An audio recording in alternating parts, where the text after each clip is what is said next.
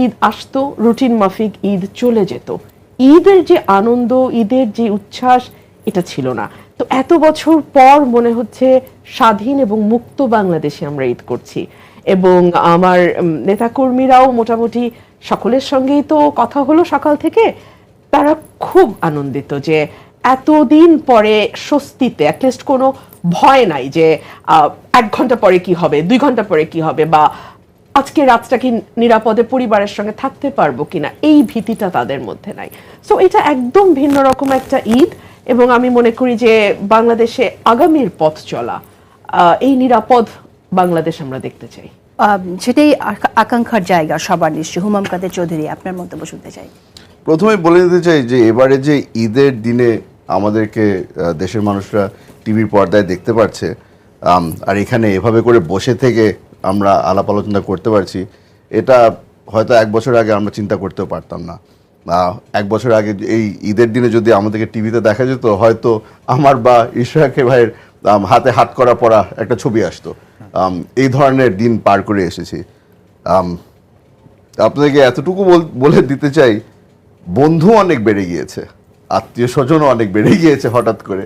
এখন দেখা যাচ্ছে যে যাদের সাথে অনেকদিন ধরে যোগাযোগ ছিল না, হঠাৎ করে বের হয়ে এসেছে যে এখন ঈদ মুবারক করব আপনার সাথে, আপনার বাড়িতে চলে আসলাম। একটু ভিন্ন ধরনের ঈদ পালন করছি আমরা প্রায় 16 বছর পরে। আচ্ছা, একটু জানতে চাই যে আমাদের আগের ঈদ, ছোটবেলার ঈদের সাথে যদি চিন্তা করি, তাহলে how it's different from those days. ইশাকের কাছ থেকে আগে শুনি। ওয়েল, আমার জন্য তো অনেক ডিফারেন্ট এখন। আগে আমরা যখন ঈদ করতাম তখন একটা প্রতিদিন সকালে নামাজের পাঠটা শেষ করে আমাদের মধ্যে একটা কাজ করতো যে আমরা এলাকার প্রত্যেকটা বাসায় বাসায় হেঁটে যেতাম এবং সেখানে যে একটা সালামি নিব, ওইটার একটা এক্সাইটমেন্ট 2 দিন আগের থেকে। আমি একেবারে ছোটোবেলার কথা বলছি। এবং ওইখানে ওই 10 টাকা 20 টাকা যাই পাইতাম সারাদিন, ওগুলো অ্যাকুমুলেট করে হয়তো দিন শেষে গিয়ে কোক, পেপসি, ফান্টা এগুলো কিনে খেতাম, বা কোনো ভিডিও গেমসের দোকানে গিয়ে। মানে আমি যে পরিবেশে বড় হয়েছি এবং ঢাকার যে পার্টটাতে আমি যেভাবে বেড়ে উঠেছি সেটার কথাই বলছি। এবং আমাদের তখন আমার বাবা জীবিত ছিলেন, তো সেই একটা এনভায়রনমেন্টটা একটু ডিফারেন্ট ছিল। অনেক এলাকার যারা অনেকেই আসতেন আব্বার সাথে দেখা করতে, তো সবসময় একটা গমগমে পরিবেশ থাকতো এবং আত্মীয় স্বজনরা তো ছিলেনই। তো এখন আমরা তো অনেক মেকানিক্যাল হয়ে গিয়েছি। এখন লাইফটা অনেক আমাদের আগের মতো পুরোপুরি নেই, যদিও আমরা এখনও আমি এলাকায় নামাজ শেষে কুশল বিনিময় করি নেতাকর্মীদের সাথে। তো আমি আশা রাখছি যে আগের মতো আবার কিছুটা এখন হবে, কারণ যেহেতু গত 18.5 বছর রুমিন আপা বললেন যে আমাদের কিন্তু ঈদের আগের রাত পর্যন্ত এই নেতাকর্মী যারা গ্রেফতার হয়েছেন তাদের খোঁজ খবর নেওয়ার বিষয় থাকতো, এমনকি জামিন করানোর বিষয়টা বিশেষ করে ঈদের আগে একটা প্রসেসের মধ্যে আমাদের যেতে হতো। যত বেশি জামিন করানো যায়, হয়তো সবাইকে তো সম্ভব হতো না, প্রত্যেকটা পরিবারই তো ঈদের সময় তার কাছের মানুষকে পেতে চায়। রাইট। বাবার কাছ থেকে কিরকম সালামি আসতো? না, বাবার কাছ থেকে সালামিটা আশা করতাম, কিন্তু আমার বাবা ওইভাবে সালামি দিতেন না। আমার যতটুকু মনে পড়ে, হ্যাঁ আমার মা দিতেন। তো বাবার থেকে আমার বাবা, আমার মনে পড়ে না সেভাবে সালামি, যে উনি ওনার কাছে যেটা চাইতাম ওটা উনি কিনে দিতেন। বাট স্পেসিফিক্যালি সালামির বিষয়টা ওয়াজ মানে তখন আমার চাচা জীবিত ছিলেন, ওনার থেকে 500 টাকা পেতাম, সেটা আমার স্পেসিফিক্যালি মনে আছে। 5টা 100 নতুন 100 টাকার নোট দিতেন আমাদেরকে, আমি, আমার ভাই বোন যারা এবং অন্যান্য কাজিন যারা রয়েছি। এবং আমরা একটা যৌথ পরিবারের মধ্যে বড় হয়েছে। আমার দেখা গিয়েছে আমার ফুফাতো কয়েকজন ফুপু একসাথে, আমরা চাচা, আমরা সবাই একসাথে বসবাস করতাম।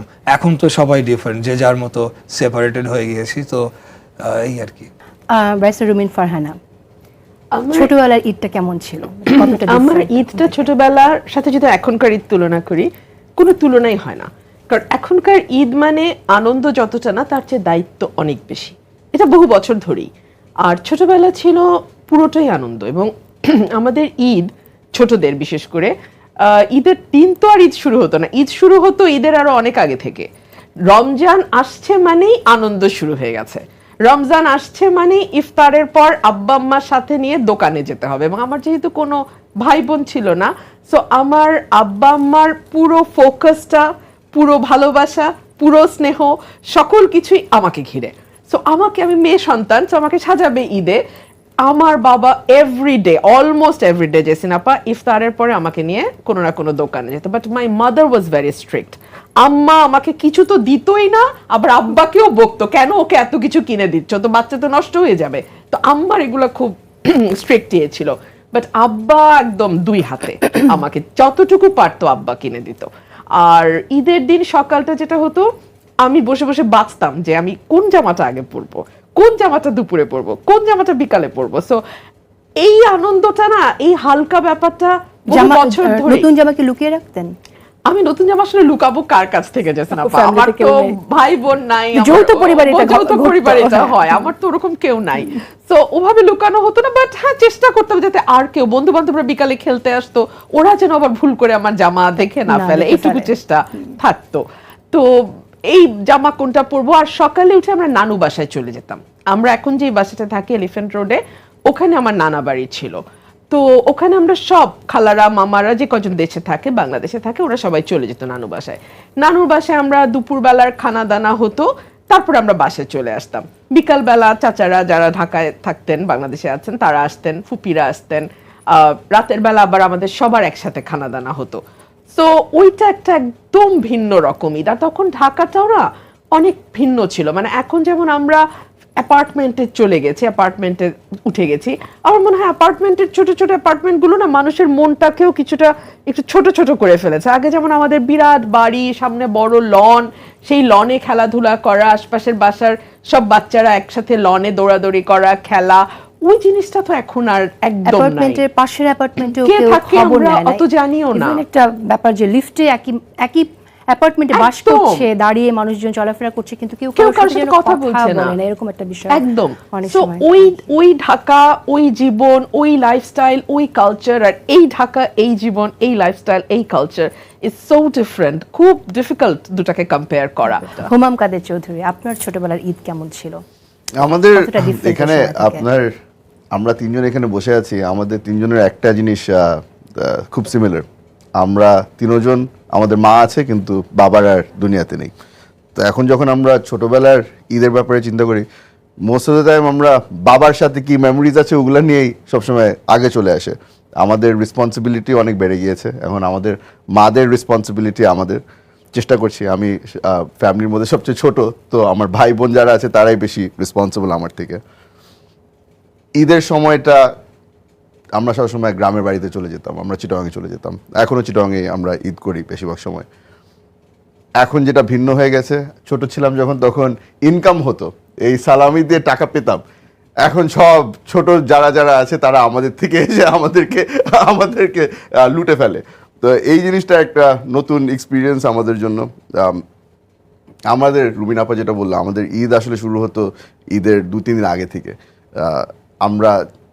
আমি যখন অনেক ছোট ছিলাম তখন ফ্যামিলি একসাথে করে, আব্বা গাড়ি চালাবে, আমরা এক গাড়ি করে আমরা চিটাগাং ড্রাইভ করে যেতাম। তখন প্রায় 6-7 ঘন্টা লেগে যেত, ফেরি পার হতে হতো। আমার এখনো মেমোরি হচ্ছে গিয়ে যে ওই ফেরিতে ওঠার সাথে সাথে আব্বার স্ট্রিক্ট ইনস্ট্রাকশন, ডিম কেউ খাবা না, ডিম কেউ খাবা না।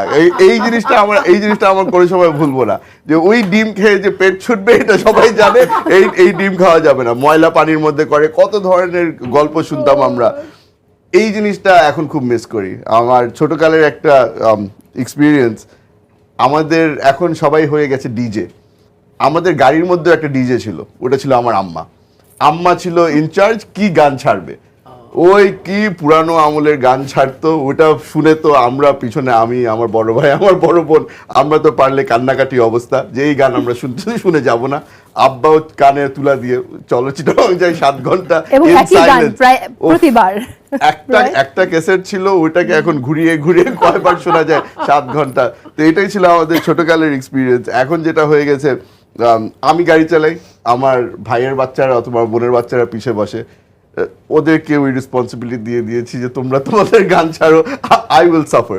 তো এভাবে করে বয়স হয়ে গেছে, আপনি বারবার করে আমাদেরকে তরুণ বলা হয়, বয়স হয়ে গেছে আমাদের তিনজনের। বয়স তো শুধু সংখ্যা, আমি বিশ্বাস করি। এই জায়গায় এটা বলেই যাবো, নিজের জন্য ভালো হয়, এটা বলতে পারো।